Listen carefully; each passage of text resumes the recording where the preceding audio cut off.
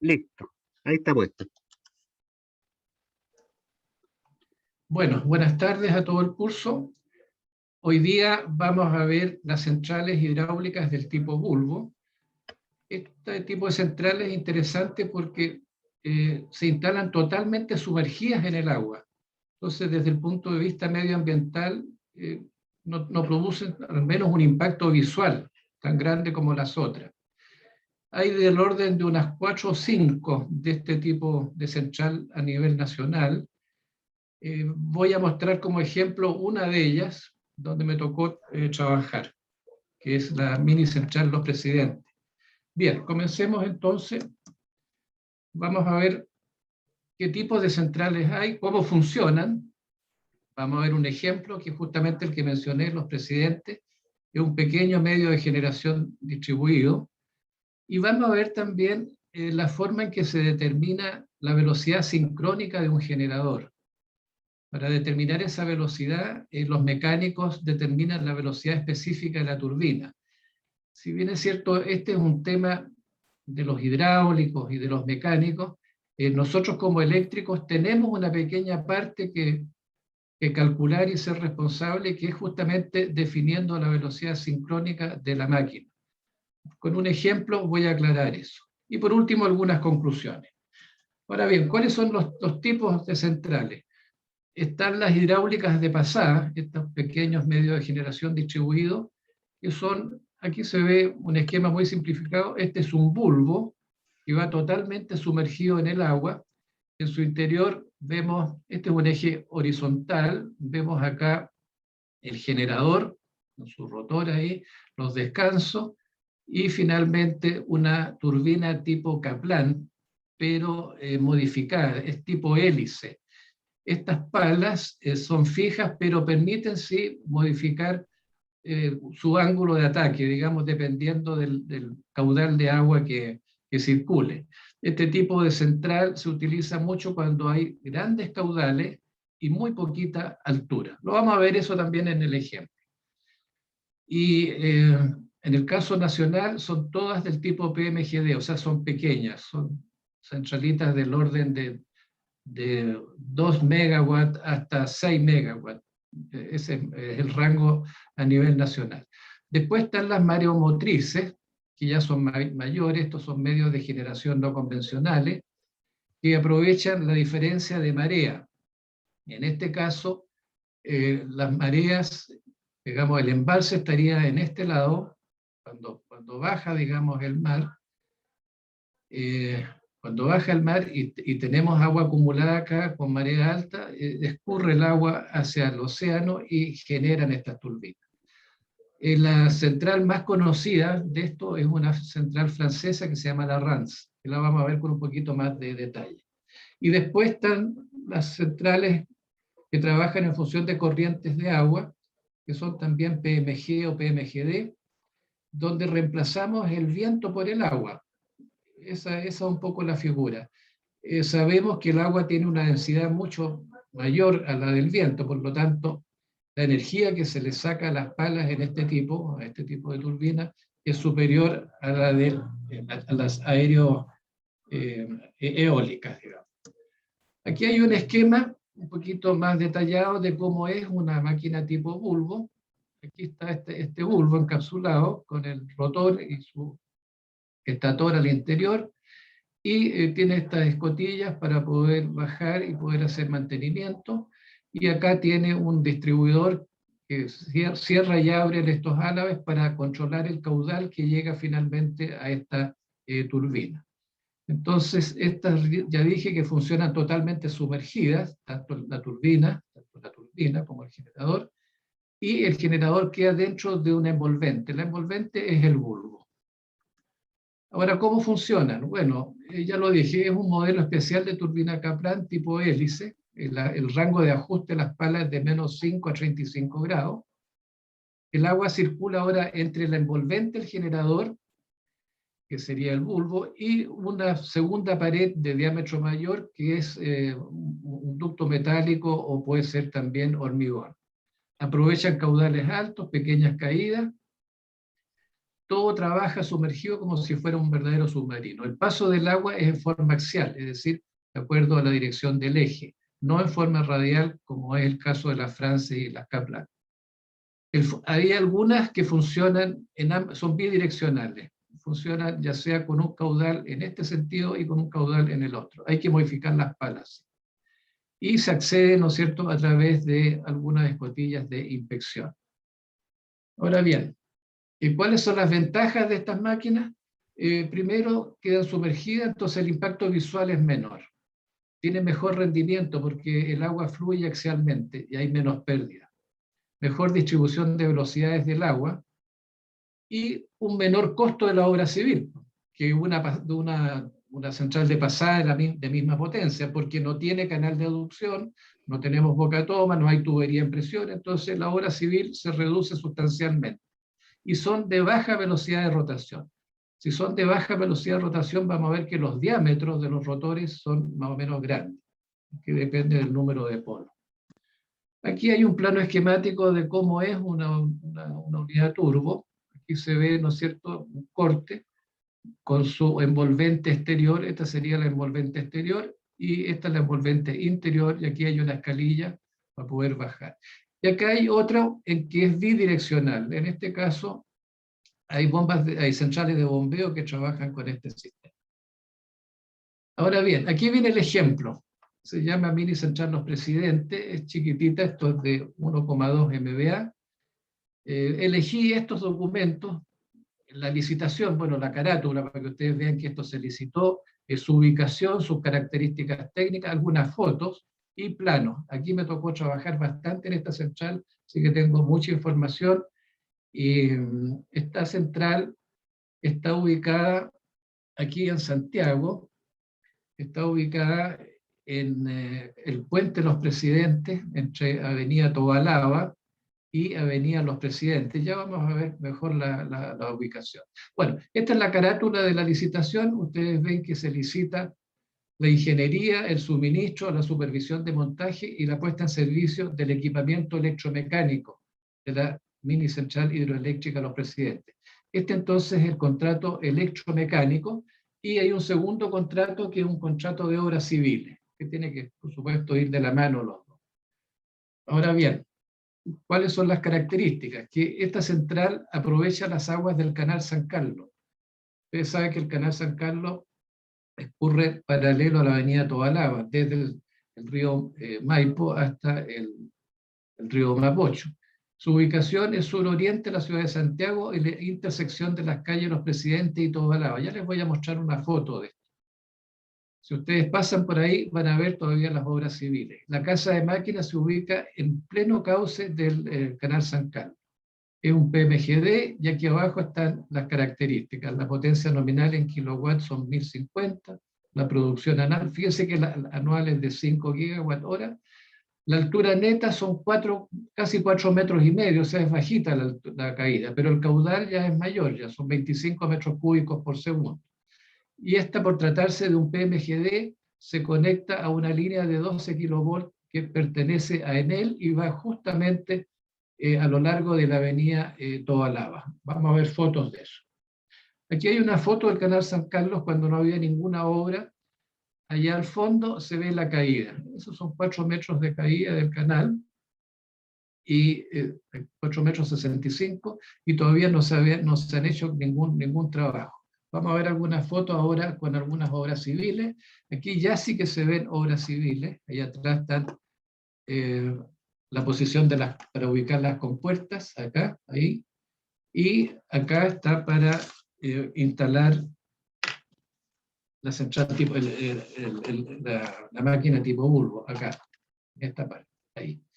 Ahora bien, la avenida Tobalaba va por este lado, esta es la línea donde se va a conectar la central, y a este otro lado hay una especie de parque pequeño, y hay un jumbo un poquito más a la derecha. Esta foto está tomada desde el puente. Aquí hay una foto más cercana a la obra civil, y acá se ve otra foto donde también se ven la ubicación de las compuertas laterales.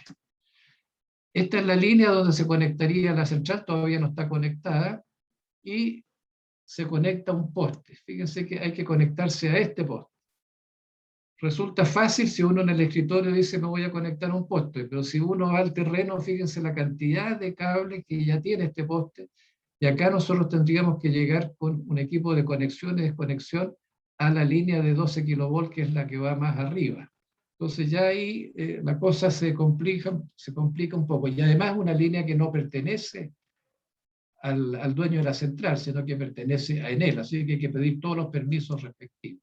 Aquí hay una vista 3D, acá viene el agua, ¿no es cierto?, del canal, aquí hay una rejilla para proteger el bulbo, y el agua después se restituye al canal, y aquí arriba está la pequeña sala de máquinas, ahí están los armarios de control, y la parte de fuerza, la parte de distribución de fuerza y alumbrado, el regulador de velocidad, el transformador de poder se instaló en este receso, y hay un grupo diésel también en este otro extremo. Estos son los planos, no voy a llegar a mucho detalle porque son planos, digamos, de ubicación civil y topográfica. La casa de máquinas corresponde a este sector que está acá, y todo esto de aquí sería la zona de aducción. Y aquí hay una vista en corte, que es esta que está acá abajo, que es muy similar a la que vimos en la vista 3D. Ahí arriba están los equipos, acá abajo está el equipo bulbo, acá está el transformador de poder, y nuevamente una vista en planta con la disposición de los equipos eléctricos ahí. Me tocó justamente hacer todos esos diseños. Aquí están los planos, este es el plano unilineal de la central, acá abajo deberían estar mis iniciales, y por acá está el plano de disposición de los equipos eléctricos que me tocó realizar. Bueno, con respecto ahora a la arquitectura de control, la idea es que la central Los Presidentes sea controlada a distancia, no es una central asistida, se controla desde la central hidroeléctrica La Florida, que debe estar más o menos a unos 10 kilómetros de ahí, y hay un enlace opcional a través de esta posibilidad satelital para poder comunicarse con todo el control de la central. Ahora bien, el enlace entre la central La Florida y Los Presidentes, la idea es hacerlo con fibra óptica o con microondas, así que eso se está evaluando. Y este ya es el plano unilineal para construcción. Esto ya corresponde a la parte de ingeniería de detalle. Ya sabemos ya que el plano para construcción o de ingeniería de detalle contiene todos los parámetros, los equipos, contiene las protecciones que están acá, contiene la parte de control que está acá, está el transformador de poder que se va a conectar a la línea de Enel, y está también, por supuesto, los equipos de medida. Perdón, acá está la conexión a la línea de Enel, y este es el transformador de servicios auxiliares. Bueno, ahora algunos costos. Llegaron 4 ofertas, yo aquí les estoy mostrando el precio de una oferta. Por razones de confidencialidad no estoy dando nombre de los que participaron, pero hay uno europeo, hay dos europeos y algunos de Asia. 1.328.000 euros era la oferta número 1. Y ahí están los precios del equipo mecánico, precios por supervisión de montaje y precios del generador. Ahora vamos a ver rápidamente un ejemplo de una central mareomotriz, que es la central La Rance de Francia. Este es un medio de generación no convencional porque son 240 megawatts con unidades tipo bulbo. Esto está ubicado en la costa noroeste de Francia.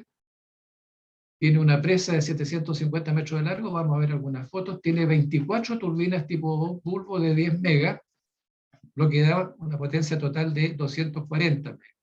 Se puso en servicio en el año 66, fíjense. Ya lleva 56 años funcionando y sin problema.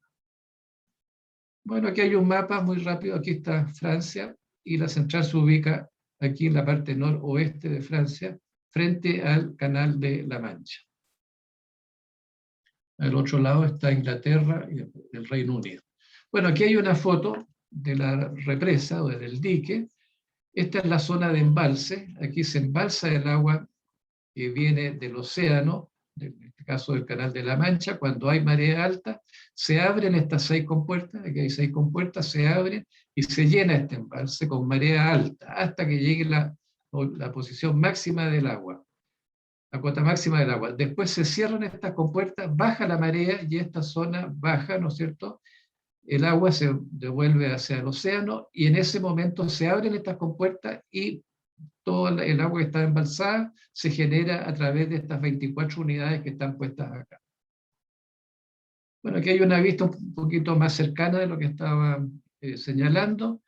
La presa tiene entonces 6 compuertas, las que están acá es compuerta 1, 2, 3, 4, 5 y 6. Y tiene una esclusa acá, es más pequeñita, para que pasen embarcaciones cuando están todas las compuertas están, ¿cómo se llama?, cerradas. Y esto se abre, digamos, de acuerdo a la necesidad de generación, por supuesto.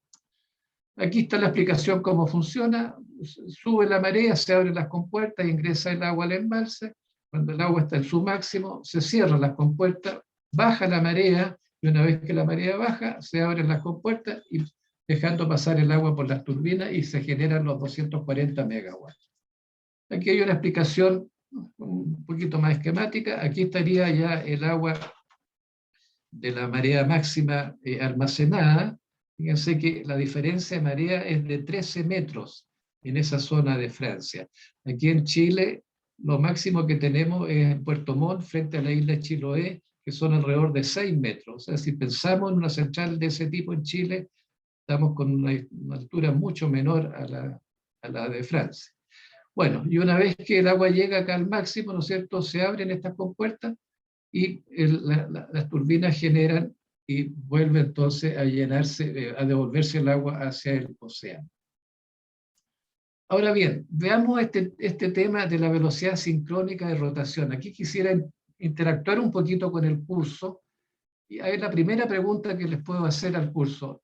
Yo puse aquí algunas cifras, por ejemplo, puse 127, estas son RPM. 127 RPM, 192, 200 y 125 RPM. Entonces mi pregunta es, ¿cuál de estas velocidades, voy a preguntar por el no es una velocidad sincrónica? ¿Y cuál velocidad de estas es sincrónica?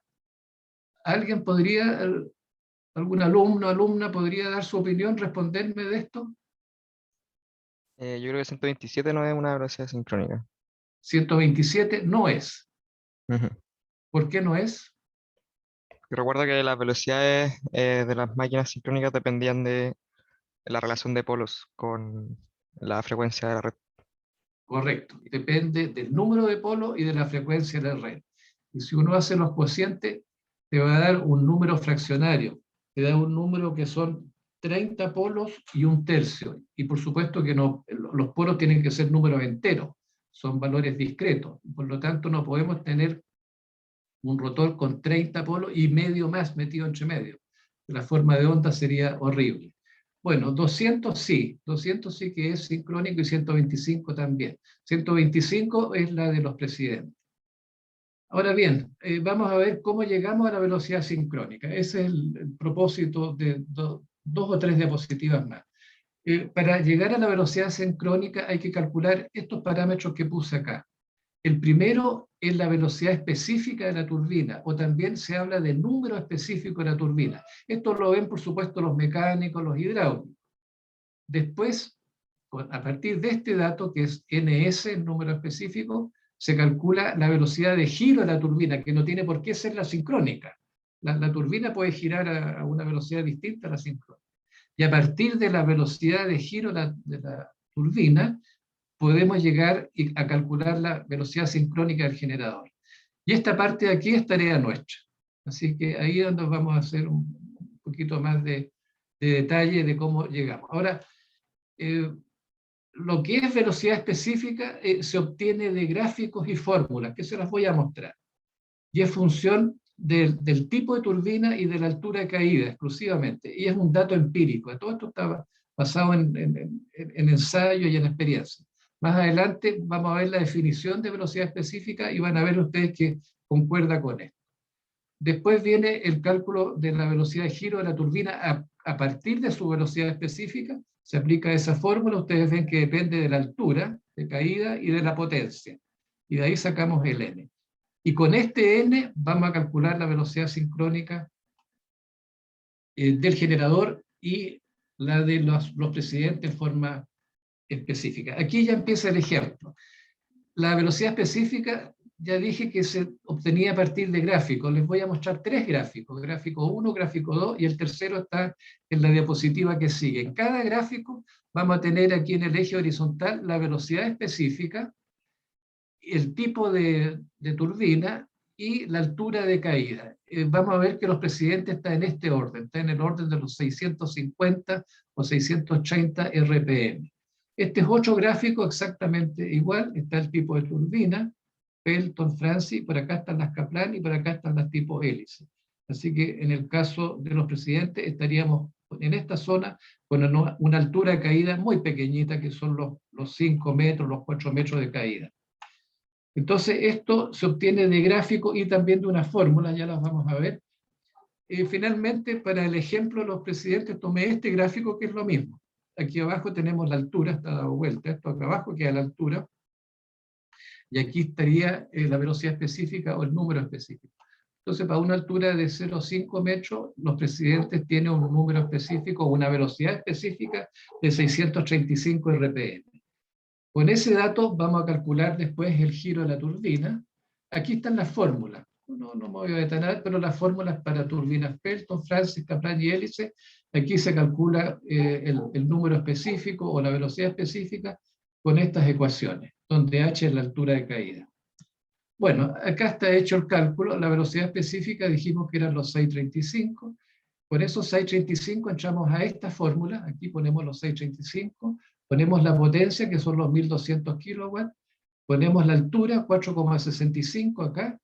Y obtenemos una velocidad de giro de la turbina de 127 RPM. Y tal como lo dijo un alumno recién, 127 RPM no es una velocidad sincrónica. No nos sirve a los eléctricos esta velocidad.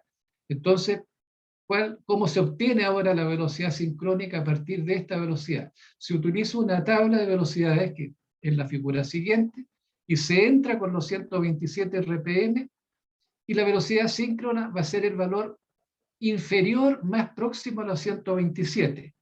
El valor inferior más próximo a los 127. De la tabla, que vamos a ver a continuación, vamos a ver que son 125 RPM. Y este sí que es una velocidad sincrónica. Y conocidos estos 125, podemos calcular la cantidad de polos de la máquina. En este caso, la máquina tiene 48 polos. Y este entonces es el resultado eléctrico. Esta es la parte eléctrica que nosotros tenemos que aportar, ¿no es cierto?, en el diseño de la central para llegar con una máquina sincrónica que nos sirva y que esté muy cercana a la velocidad de giro de la turbina hidráulica. Esta es la tabla. Esta tabla es más larga. Yo la corté acá por razones, digamos, de espacio. En la primera columna va el número de polos. En esta segunda columna va la velocidad. Velocidad para 50 ciclos y para 60. En Chile tenemos 50. Partiendo por la máxima aquí, que son 1000 RPM a 50 o 1200 a 60, y ahí va bajando la velocidad y va a su vez aumentando el número de polos. En el caso ahora de la central Los Presidentes, decíamos que era 127. 127 está entre 130,4 y 125. Por lo tanto, el valor inferior es 125,48 polos. Este sería el resultado entonces de la velocidad sincrónica para Los Presidentes. Y observen que a la derecha hay 1, 2, 3, 4, 5, 6 columnas más. La primera son velocidades preferidas. La segunda son velocidades sincrónicas aceptables. La tercera son velocidades no deseables. La cuarta son velocidades que se tienen que evitar. Veamos en el caso de Los Presidentes. En el caso de Los Presidentes son 125 RPM a 50 ciclos y es justamente una velocidad preferida. O sea, no tendríamos ningún problema con esa velocidad. Ahora, si queremos ver una velocidad que hay que evitar, por ejemplo, veamos esta. Aquí está, hay una velocidad sincrónica que hay que evitarla. sería, por ejemplo, los 130,4, con 46 polos. ¿Por qué se evitan? Porque la forma de onda que resulta del cálculo electromagnético no es muy buena. O hay que darle una curvatura muy especial a la zapata, a los polos, etc. Se complica, de aquí para acá se complica el diseño de la forma de onda que va a inducir la máquina. Bien. Y los valores de velocidad sincrónica, ya dije, son valores discretos, no son valores continuos. Ustedes ven que parten con 6, después salta a 8, 10, 12, no es continuo acá hacia abajo. Bien, y aquí entonces un repaso de su curso de máquina o de conversión. Recordemos qué es lo que es la velocidad síncrona o sincrónica.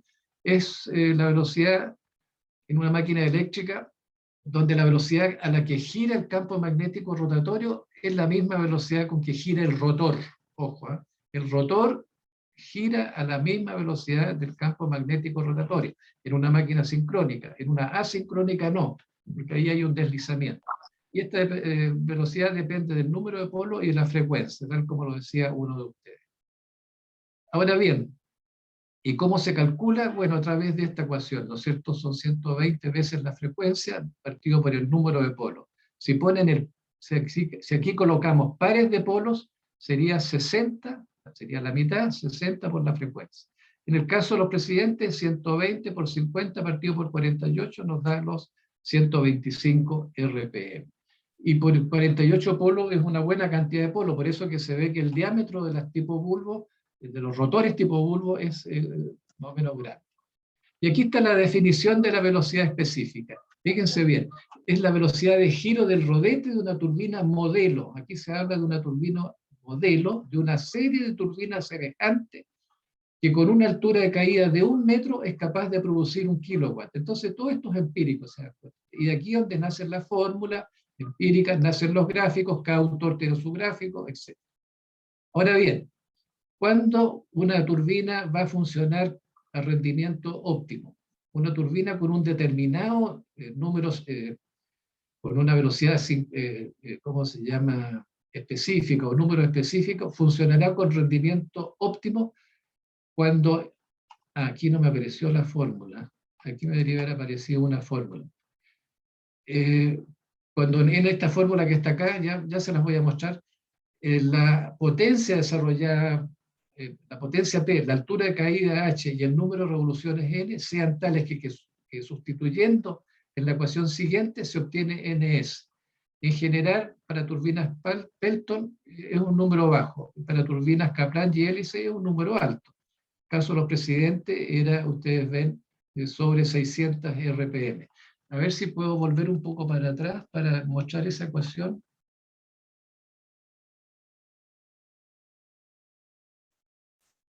Acá. Si ustedes en esta ecuación despejan NS, esta es la velocidad específica. Si despejan NS, les queda N multiplicado por raíz de P y dividido por H a la 5 un cuarto, a la 5 un cuarto, o sea, 1,25. Entonces, si reemplazan este P, reemplazan este H, reemplazan este N, les va a dar el rendimiento óptimo de la turbina. Bueno, ahí apareció, ahí está la forma. Bien, conclusiones entonces, rápidamente.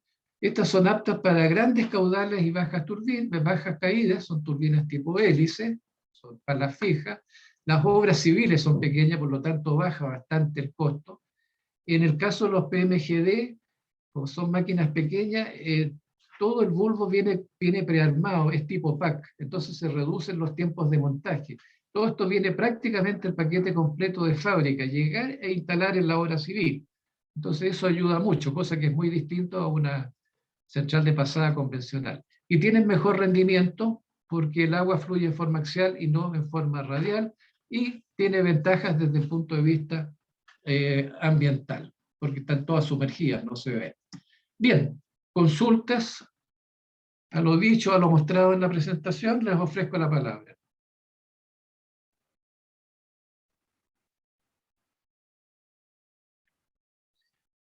Bien. Oriol, parece que el curso no tiene consultas. ¿Me Exacto. escuchas? Sí, perfecto.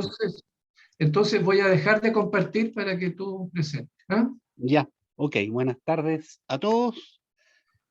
Eh, no sé si las clases que estamos haciendo no son muy entretenidas o qué, ya que hay pocos asistentes. De hecho, en esta clase hemos tenido la clase más baja de todos, 10 estudiantes de 30. Eh, vamos a Profe, tratar. yo creo que puede pasar que algunos están en la universidad con clases presenciales y quizás no alcanzan a llegar a la casa para conectarse como al computador. Acuérdate que la posibilidad que le dimos al comienzo era que llevaran su computadora a la escuela y se conectaran allá en cualquiera de las redes. Pero puede ser lo que dices tú, ¿ah? A lo mejor van sin. Ya, pero ok, vamos a tratar de hacerlo lo mejor posible. Esta clase vamos a hacer un repaso y pliego de las normas chilenas. Eh, Específicamente vamos a hablar de 3 normas. Vamos a hablar de las normas RIC, que salió en vigencia el año pasado, en julio. Vamos a hablar de la norma 5 o reglamento de corriente fuerte y la norma técnica de seguridad y calidad de servicio, que dentro de las normas nacionales son las que más usamos.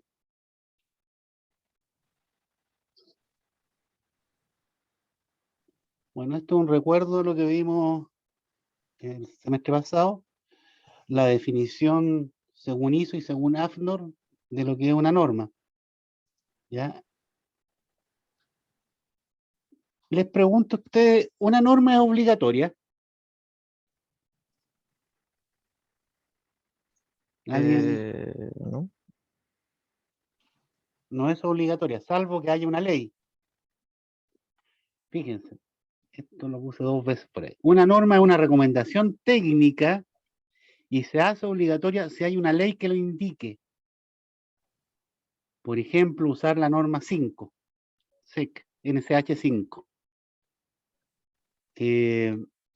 Usar una norma IEC.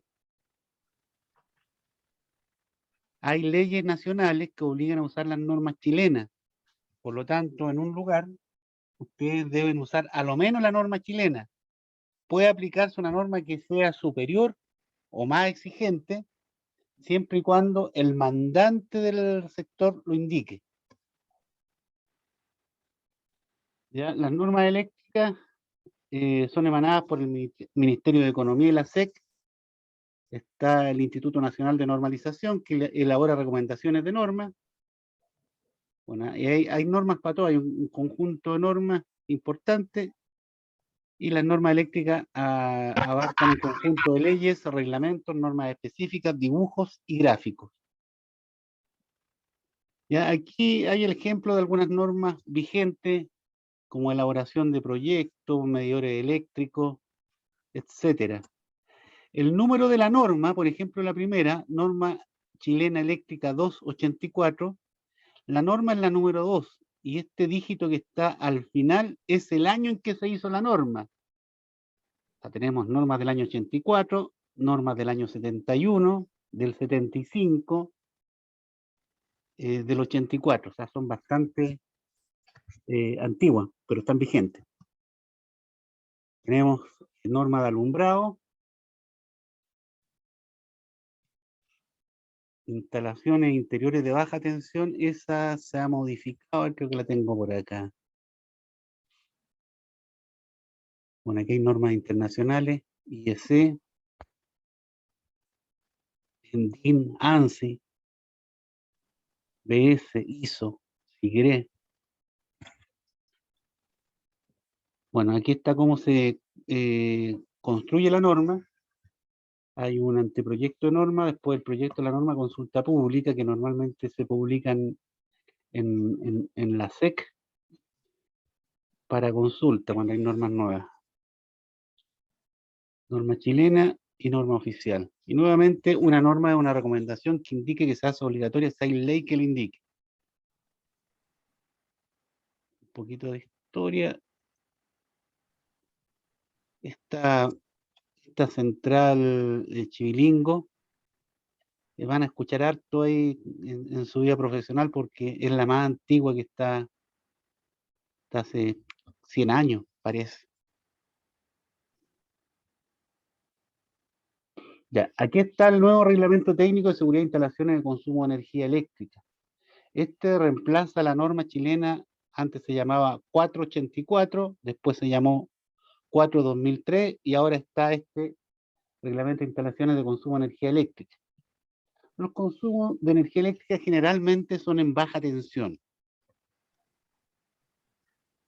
¿Ya? Y aquí tenemos algunas normativas, ¿no es cierto?, que están indicadas en dónde ocuparlas.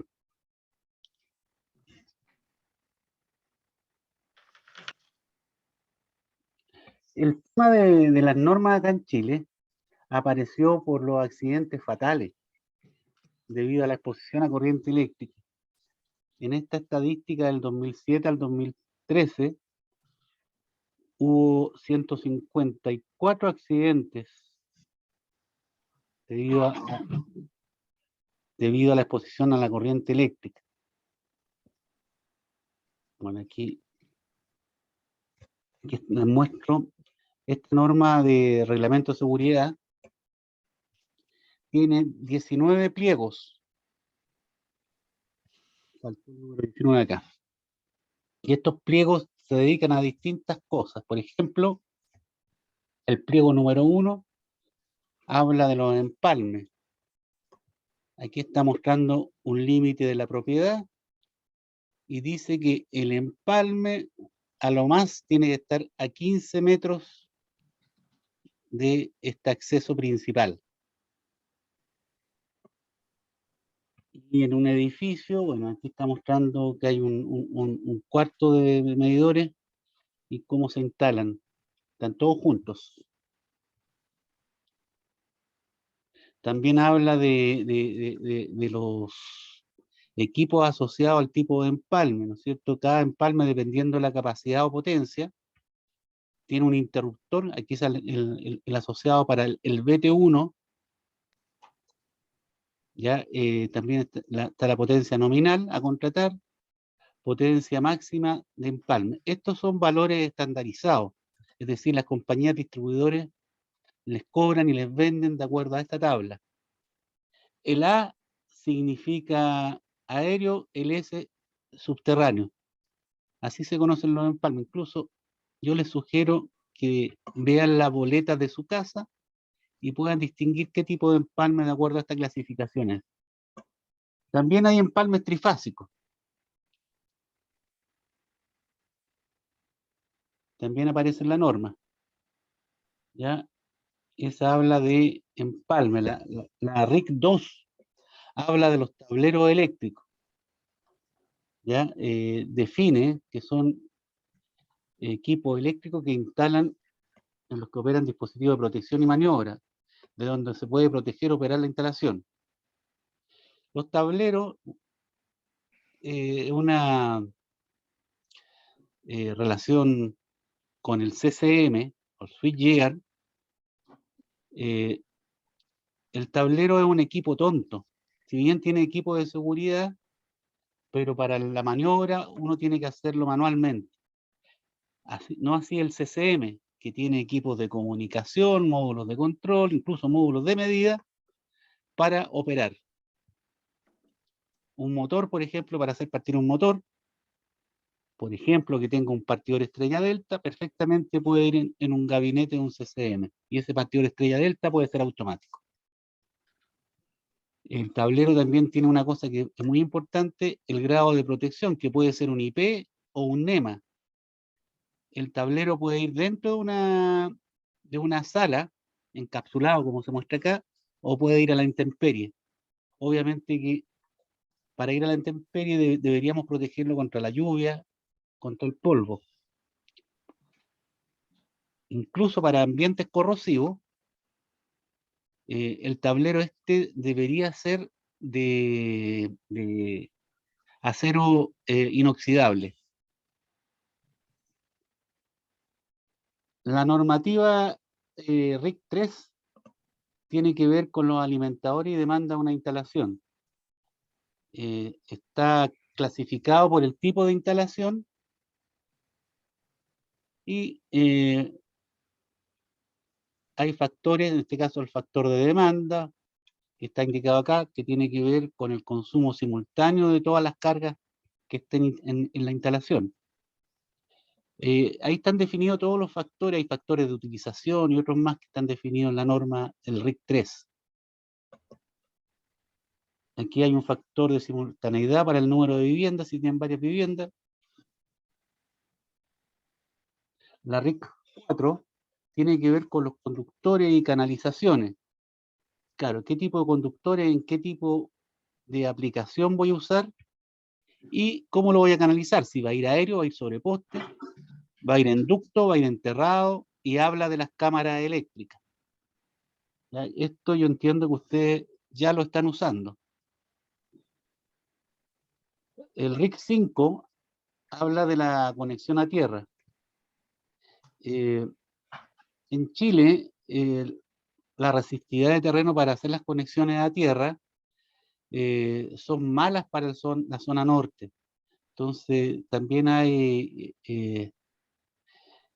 algunas cosas como para aplicar en las conexiones a tierra, ya sea que hay que mejorar la tierra, se le puede poner algún tipo de componente para mejorar la conexión a tierra, o bien si la tierra es muy alta, también se ponen resistencias de puesta a tierra, o resistencias de tierra, perdón, para aislar el cortocircuito. Aquí habla de la puesta a tierra propiamente tal, los sistemas de puesta a tierra.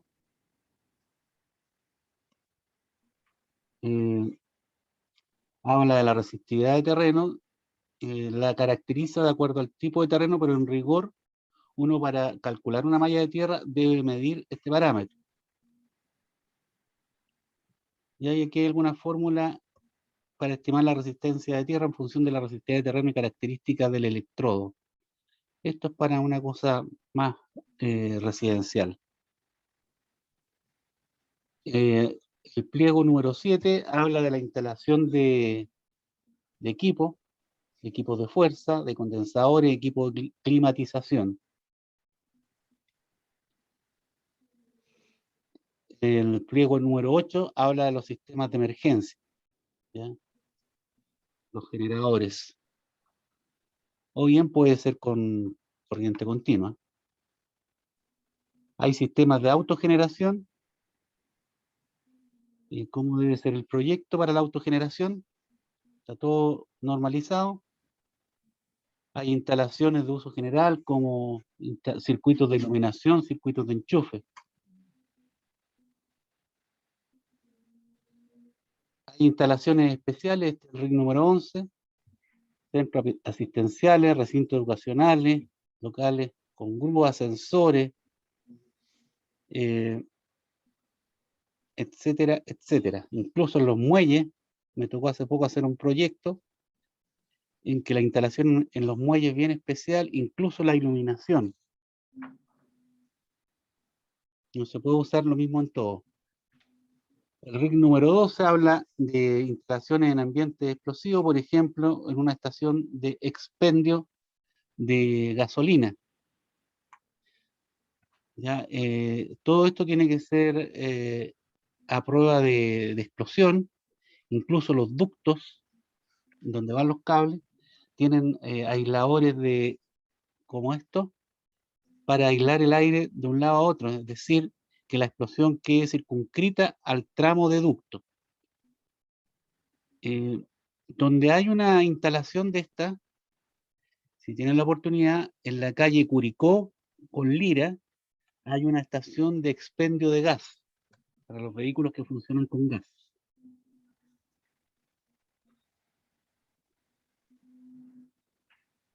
Aquí esto es importante, subestaciones y salas eléctricas.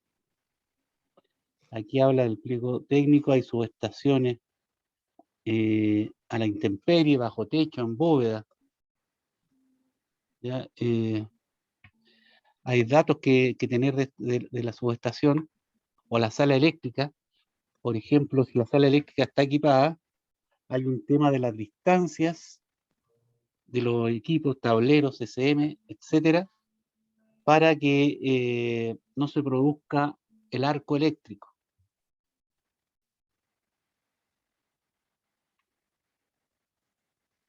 También hay norma para la eficiencia energética de los edificios. La RIC número 15 es más moderna porque habla de la infraestructura necesaria para la recarga de vehículos eléctricos.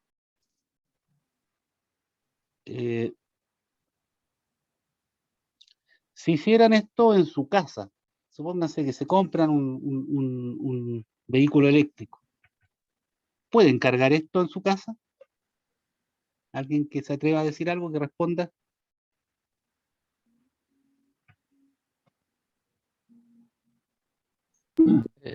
Depende si se tiene adaptado o Profesor, no. me imagino que debería tener un inversor o de un rectificador especial para la carga de la batería.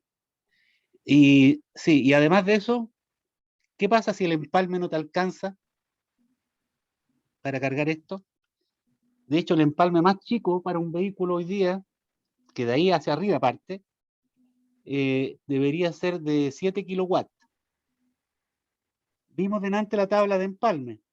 La tabla parte en 7, perdón, en 3. Si tienen un empalme chico, no, por mucho que quieran, no pueden cargar el auto. Es de 7 kilowatts hacia arriba. También tenemos normas del subsistema de distribución. ¿Ya? Cómo distribuir la energía en el subsistema. Esto es nuevo, que no está en las normas anteriores. El RIC número 17, que habla de la operación y mantenimiento de una instalación. Sí, antiguamente se hacían las instalaciones y se dejaban morir, pero hoy día hay que tener operación y mantenimiento, hay que tener un manual incluso. Esto es nuevo, recién se está implementando. Porque imagínense, operación y mantenimiento para una casa, hay que tenerlo. Bueno, esto está actualizado. ¿Cómo se presentan los proyectos eléctricos? El organismo que autoriza el proyecto eléctrico, una vez presentado, es la Superintendencia de Electricidad y Combustible. Y para el proyecto eléctrico pide algunas cosas. Aquí habla de la memoria explicativa, los planos, informe de verificación inicial, informe de imágenes,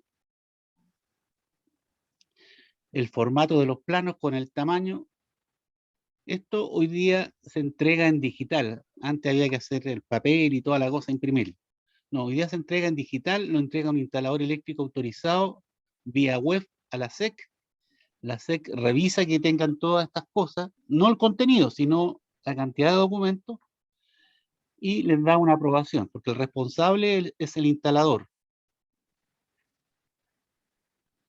A propósito, ustedes que están a punto de egresar, ustedes pueden pedir, una vez que terminen los cursos, los ramos, sin estar titulados, pedir un certificado de egresado a la escuela, y con ese certificado ustedes van a la Superintendencia de Electricidad y Combustible para pedir su carnet de instalador autorizado clase A.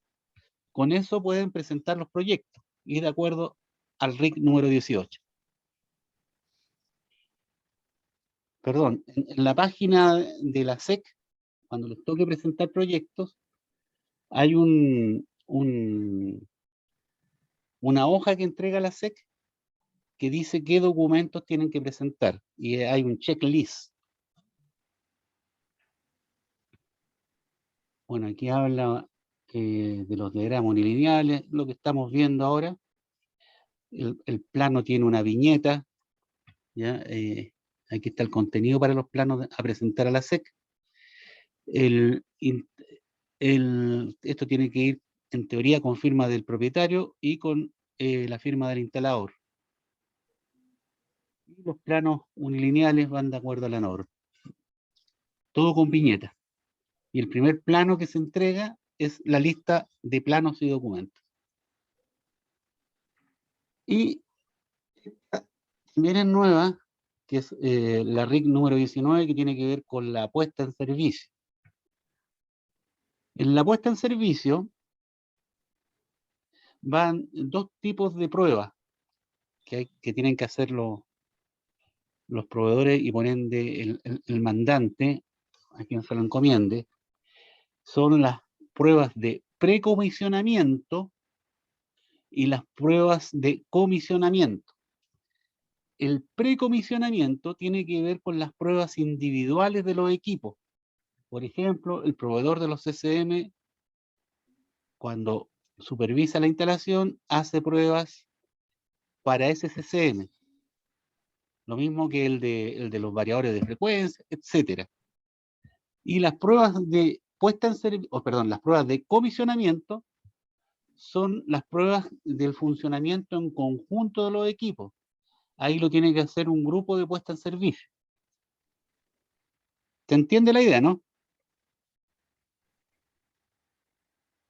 Bueno, esto es el pliego técnico.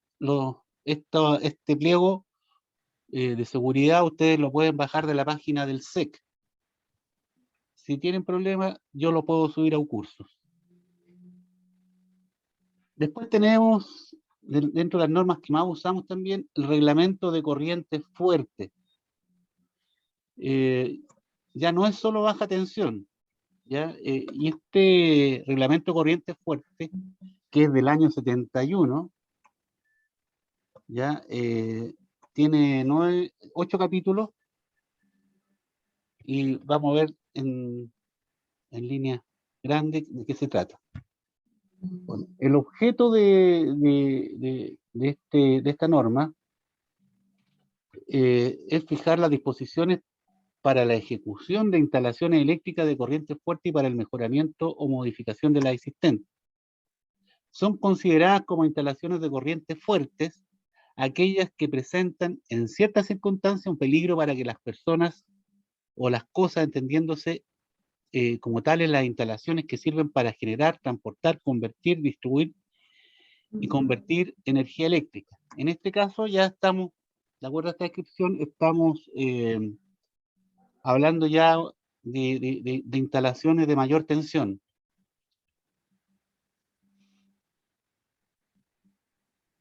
Bueno, aquí las instalaciones de baja tensión son aquellas cuya tensión nominal no excede los 1222 volts. Y aquí define que las de alta tensión, aquellas cuya tensión nominal sobrepasa los 1222 volts. O sea, el límite son los 1222. Y arriba, cuando pasemos de los 1000 volts, tenemos 23, 33, 110, 220, también están dentro de estas de alta tensión, pero también están subdivididas. Ya la vamos a ver. También habla de la frecuencia nominal, variaciones de voltaje en la red de distribución, etcétera. El capítulo 3 habla de la protección de las instalaciones. Hay conexiones a tierra, que son permanentes y otras temporales. Y las conexiones a tierra o las tierras permanentes se dividen en tierras de protección y tierras de servicio. Las de protección son las destinadas a evitar la aparición de tensiones peligrosas en instalaciones que deban estar sin tensión, carcasas, chasis, máquinas, transformadores, estructuras. En general, todo lo metálico. Tierras de servicio son las destinadas a conectar en forma permanente tierra a ciertos puntos del circuito eléctrico las instalaciones de corriente fuerte, limitadores de tensión, neutro, puesta a tierra de línea aérea y cable de guardia.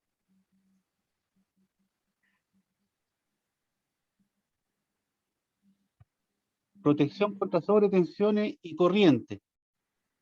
Ya la protección de las instalaciones contra sobrecorriente deberá hacerse por medio de fusibles o aparatos automáticos de interrupción. Los fusibles y los aparatos automáticos de interrupción deberán elegirse de manera que puedan interrumpir con seguridad corrientes de cortocircuito más intensas que puedan producirse en el lugar donde ellas están colocadas. Los aparatos automáticos deberán ser capaces de soportar varias desconexiones sucesivas de acuerdo con las normas correspondientes. Bueno, aquí está lo clásico, habla de fusibles e interruptores. El fusible es un aparato, es un hilo metálico que tiene cierta capacidad de soportar corriente y tiene un tiempo de operación más o menos lento. El fusible, como tiene una parte magnética, el fusible tiene la desventaja que si opera, se quemó, hay que cambiarlo. Y el interruptor, que tiene una parte magnética que permite que opere más rápido, solamente baja y hay que volver a subir el tema del automático, del interruptor. También habla de los aparatos, que indica que aquí tiene que ir rotulado las características del aparato. Las partes de baja tensión deben quedar separadas de las partes o conexiones de alta tensión, es decir, hay una parte de alta y una parte de baja, no puede haber una mezcla. Los interruptores deben estar identificados de forma clara, las posiciones abierto y cerrado, on-off.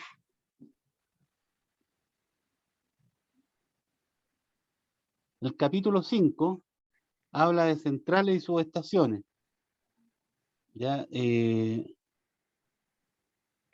Habla de que las instalaciones, bueno, esto es como de perogrullo, pero dice que son instalaciones cerradas o cercadas y que solo el personal autorizado y tiene que haber señalética de advertencia.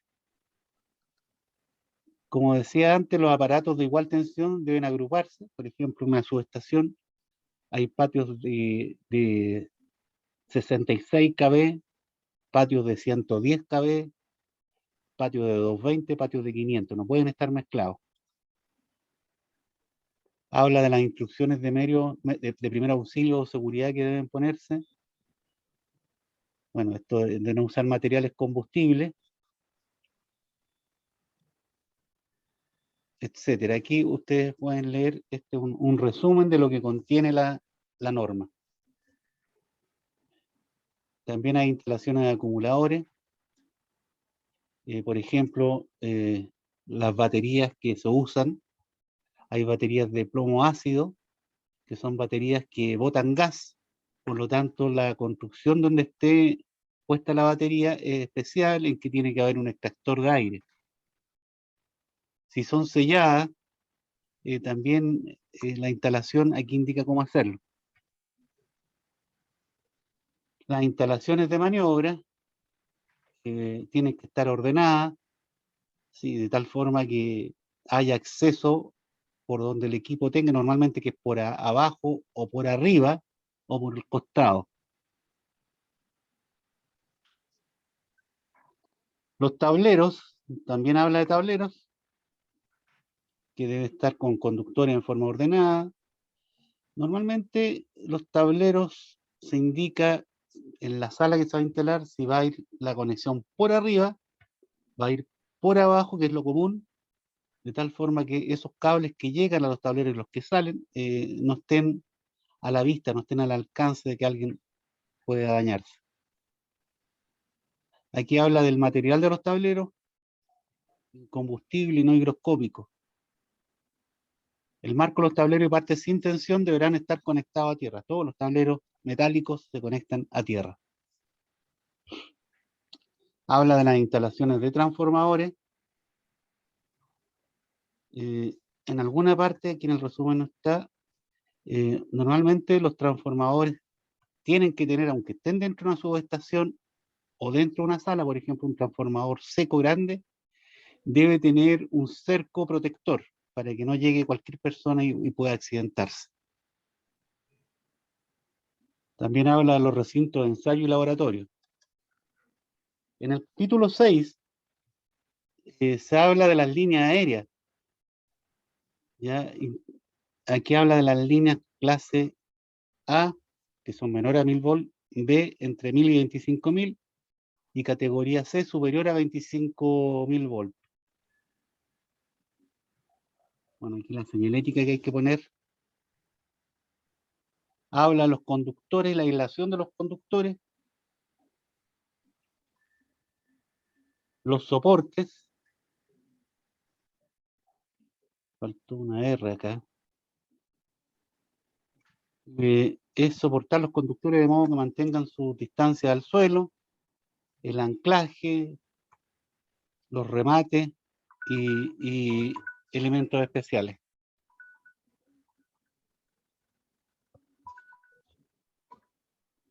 Un momentito, voy a atender una llamada.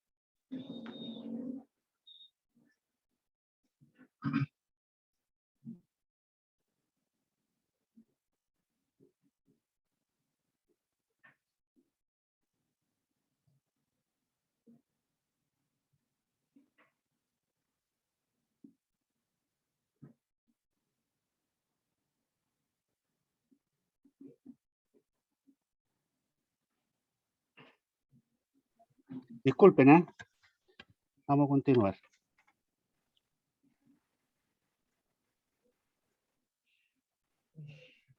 Bueno, estábamos hablando de los soportes especiales, la conexión a tierra de las líneas.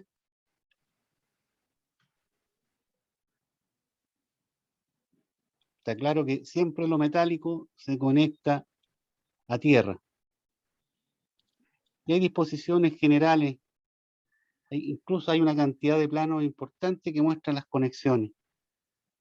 Sobre todo en los postes, que normalmente va con una estaca metálica o va con un conductor tipo lazo.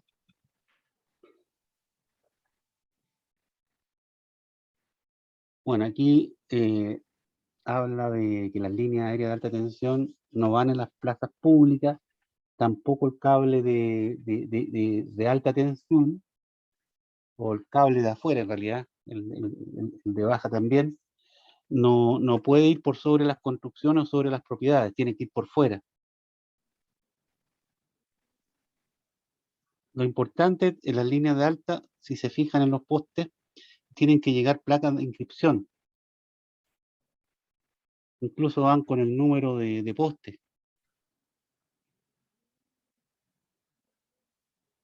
Habla de disposiciones para asegurar la desconexión rápida en caso de urgencia. Esos son los fusibles trifásicos que están en los postes. Incluso ustedes, cuando pasen por ahí, pueden mirar y buscar algunos. Las canalizaciones subterráneas. Las canalizaciones ustedes la pueden hacer en acero o lo pueden hacer en PVC.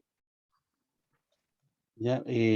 Pero deben adoptar las precauciones. Por ejemplo, una canalización que salga a la vista no tiene sentido hacerla en PVC, porque no hay protección mecánica. Pero si va enterrado, pueden hacerlo perfectamente en PVC.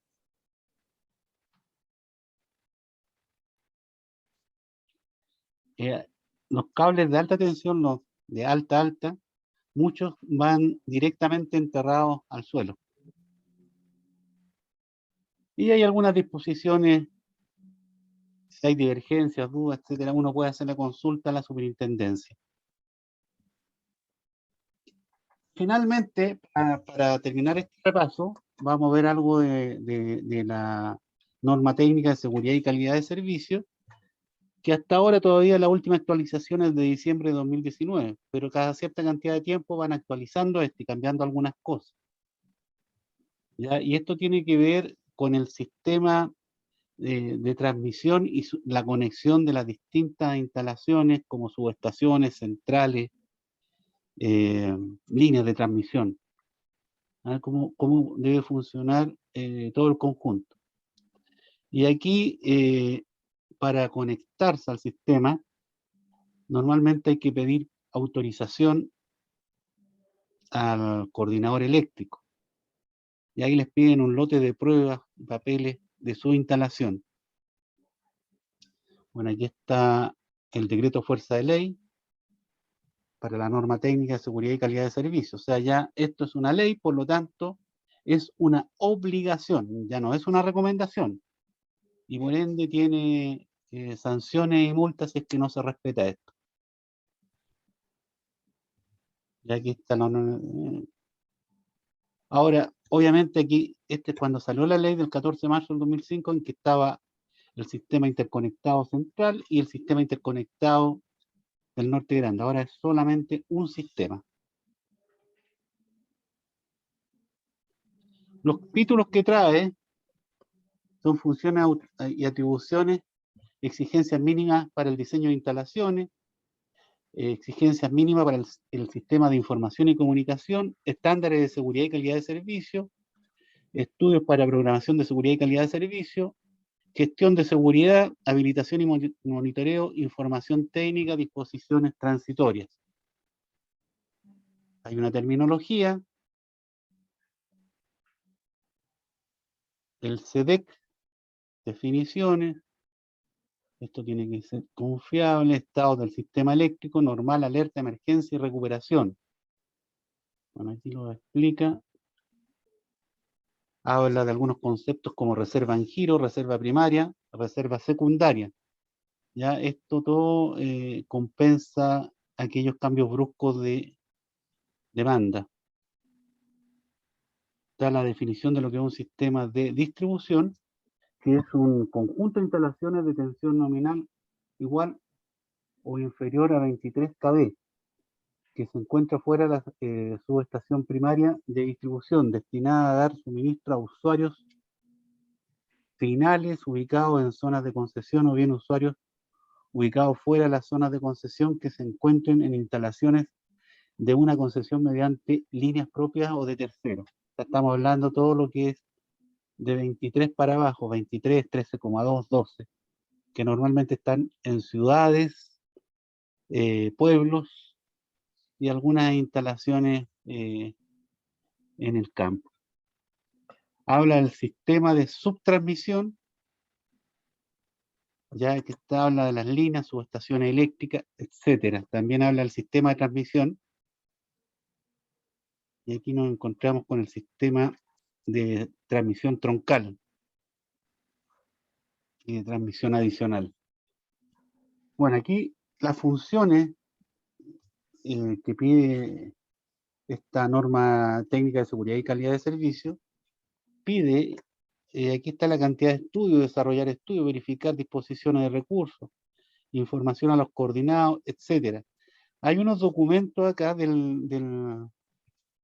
esta norma, que me imagino que el grupo que está viendo el Parque Camarico ya lo está estudiando, ya deberían haberlo bajado de internet para ver cuál va a ser el punto de conexión que van a sugerir. Hay una dirección de peajes.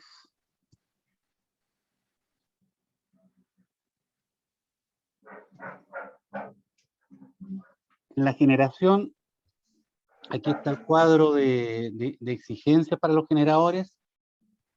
Creo que eso es lo que ustedes tienen que chequear cuando hagan proyectos, que tienen que estar dentro de estos rangos. Y la transmisión también, en la transmisión también hay exigencias como compensación reactiva. Y la transmisión pide mantener el factor de potencia, el estudio de desprendimiento automático de carga, es decir, si el sistema, por ejemplo, si una subestación está muy cargada, o sea, tiene mucho consumo en algún momento, cuando excede o está en el límite, lo que hace es tender a bajar la frecuencia de la subestación. Entonces, llegado a ciertos límites, hay un estudio que se hizo antes del desprendimiento automático de carga, se desprenden cargas tan jerarquizadas, se desprenden de tal forma de recuperar esa frecuencia y evitar que la subestación caiga. Es lo mismo para el generador y para algunos consumos grandes. Bueno, el sistema de información y comunicación, por ejemplo, las instalaciones tienen que tener a lo menos 2 canales de comunicación, por ejemplo, con una línea. Esa comunicación tiene que estar con el centro de despacho de carga, el CDEC, en que pueden dejar fuera una instalación porque está perjudicando al resto del sistema. Por lo tanto, este sistema de monitoreo es permanente. Y aquí habla de alguna exigencia de seguridad y calidad de servicio, hablan del criterio N-1.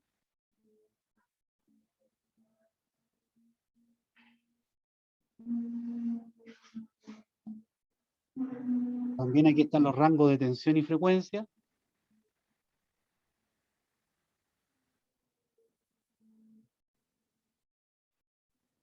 El tema de la armónica, fluctuaciones de tensión, parpadeo, cargas desequilibradas.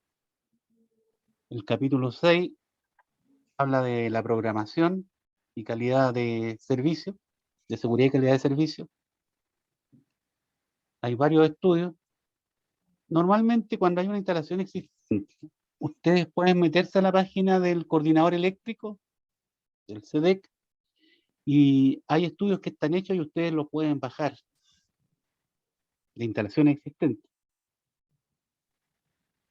Hay una gestión que hay que hacer y control de frecuencia, control de tensión, el EDAC y el PRS, protección. Capítulo 9, información técnica. Eso también se puede bajar de la página del coordinador eléctrico, en donde si ustedes quieren saber algún dato, por ejemplo, de una línea, de la longitud que tiene la línea y del conductor usado, eso está y lo pueden bajar, eso es información pública. Ok, mi idea era dar un resumen o un brochazo básico de estas 3 normas, que son las que más utilizamos acá en Chile.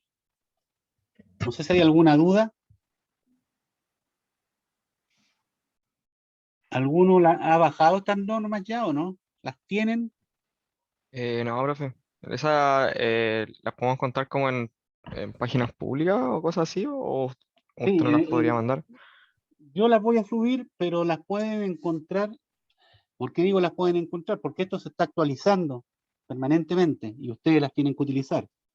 Las pueden encontrar en la página de la Superintendencia de Electricidad y Combustible, www.sec.cl, o bien en la página de la Comisión Nacional de Energía, www.cne.cl. Pero ahora yo tengo la última y las voy a subir. Pero no se queden con eso como en forma permanente. Siempre tienen que estar consultando estas páginas por si ha salido una nueva versión. Claro, profe. Muchas gracias. Ok. ¿Alguna otra consulta? Bien. Entonces, vamos a hablar de las notas.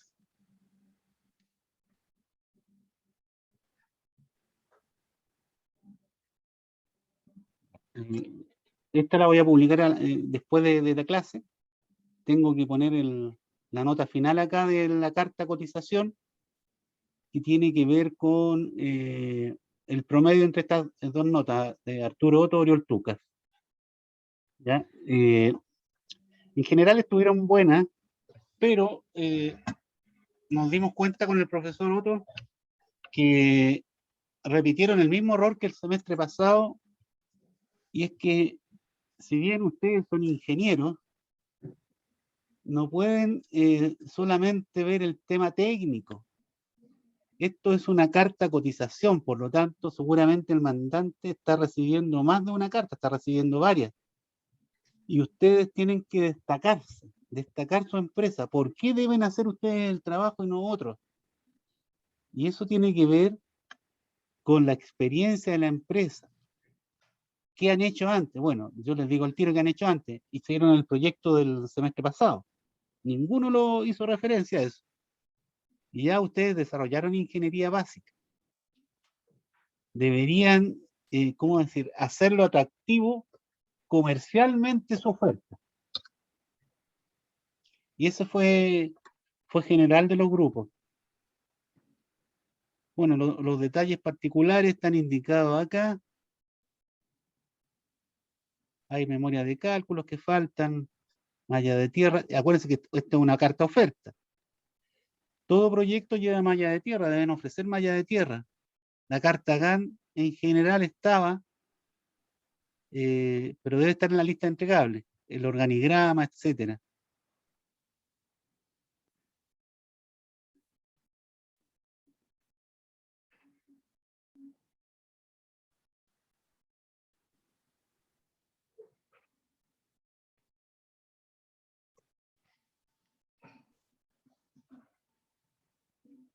En el grupo el grupo 6 que está desarrollando la etapa, es importante que las aplicaciones del ETAP que ustedes están desarrollando deben estar entregadas por separado, no en un solo documento.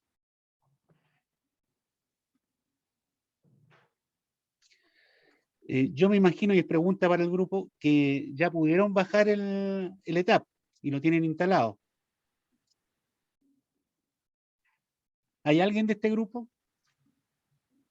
Martínez, Robinson o Bugueño. Ya, vamos a mandar un mail. Lo mismo que hay un grupo que tiene que hacer o usar el Dialux o el software gratuito para iluminación. Yo me imagino que también lo bajaron.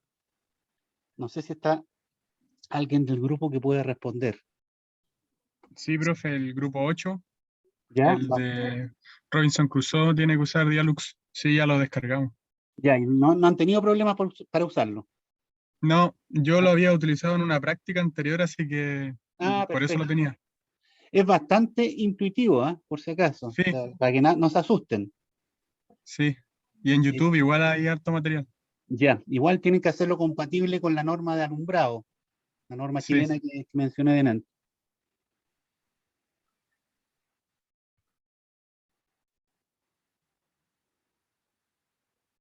Don Arturo, ¿usted quiere hacer algún comentario a estas observaciones?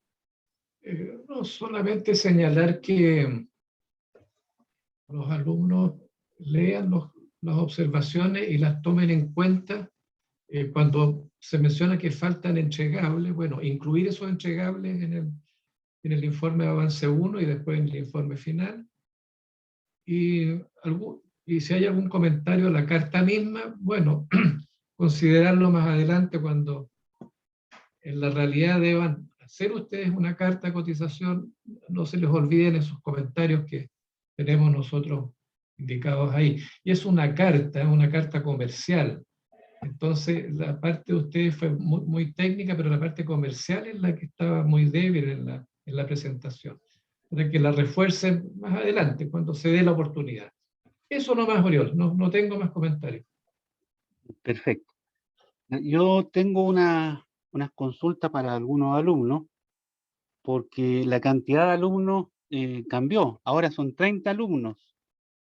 Hay un alumno de apellido Palma que inscribió el ramo. Yo no sé si está presente ahora. Bien, vamos a mandar un mail. Y hay otro alumno que no inscribió el curso que aparece en el proyecto 2. A ver cuál era. En el 2 era... no, por aquí no está. Proyecto 2. ¿Te acuerdas el apellido, don Arturo? Teddy, el alumno Teddy, de apellido Teddy. Teddy. Me parece que... ¿Él está presente?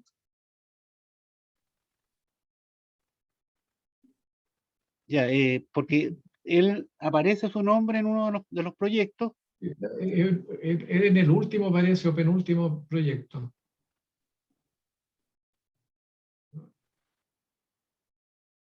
Ahí Santiago está L. Teddy, con amarillo. Ah, sí, tiene razón. Está destacado con amarillo.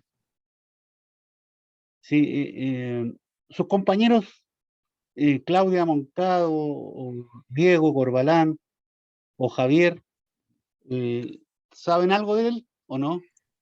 Que nos puedan contar. Sí, Teddy, lo que pasa es que nosotros somos como los que habíamos quedado sin grupo. El equipo 8 es como los que estábamos sin grupo. Y pasó que Teddy estaba conmigo el semestre pasado, igual que Palma, el que agregó el grupo ahora, o sea, el curso Ya. ahora. Y nuestro grupo estaba conformado por Claudia, Diego, Javier, yo y Edgar Padilla, pero Edgar Padilla nunca respondió a los correos, ni siquiera se Sí, conectaba a clase. él no está en el curso. Sí, entonces Y Teddy se Teddy integró después. trabajó en la carta que ustedes entregaron. Sí, Teddy trabajó, porque Ya. él estaba conmigo el semestre pasado, entonces como que para que no buscara otro grupo, lo incluimos. Pero él, delante vimos los alumnos inscritos, él no está inscrito, no tiene inscrito el curso. Sí, sí está, aparecen los integrantes. No, aquí, vámonos al tiro, Benjamín es como el 4, el número 4. vámonos al tiro. El número 4. Ah, no aparece en el mismo orden. Está por orden alfabético acá. ¿Te fijas que no está Teddy? Claro, es que yo ahora estoy viéndolo y sí aparece. Qué ¿Qué raro. número? ¿Qué número? El 4, pero a mí me aparecen por el nombre. O sea, el nombre. No aparece por apellido acá. Ahí lo vi, profe, un poco más arriba.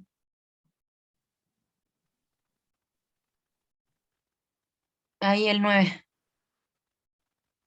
Ah, tiene razón. Es Cornejo Teddy. Es por Cornejo, ya. Perfecto, entonces no habría problema. Don Arturo, lo sacamos de amarillo. Claro, correcto, ¿no? Ahora está oficialmente, forma parte ahora del grupo 8, oficialmente. Que pensamos que Teddy era el apellido, pero Es ¿cuánto es? Cornejo. Cornejo el Sí, apellido, ¿no? sí. Ya, entonces ahí hay que corregir eso mejor.